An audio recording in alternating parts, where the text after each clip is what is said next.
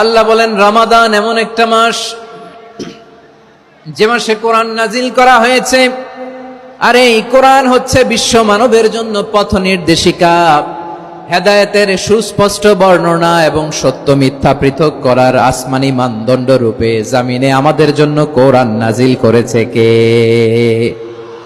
আওয়াজ করে বলেন তো, আল্লাহর নাজিল করা এই কোরআনে কোনো ভুল আছে? সবাই বলেন নাই। সবাই বললে এতটুকু আওয়াজ হয় আমি বিশ্বাস করি না। গলা ছেড়ে দিয়ে বলেন, আল্লাহর নাজিল করা এই সর্বশেষ আসমানি কিতাব আল কোরআনে কোনো ভুল আছে? সন্দেহ আছে? সংশয় আছে?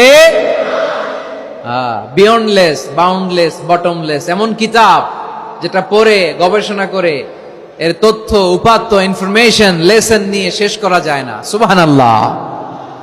আল্লাহ বলেন এই কোরআনকে আমি রমাদানে নাজিল করেছি, যেটা বিশ্ব মানবের জন্য পথ নির্দেশিকা।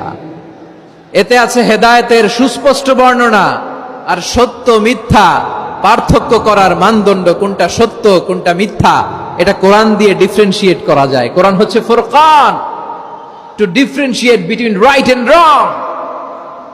কোনটা সত্য কোনটা মিথ্যা, কোনটা ভুল কোনটা নির্ভুল, এটা কোরআন দিয়ে যাচাই করা যায়। চিল্লায় বলেন ঠিক কিনা?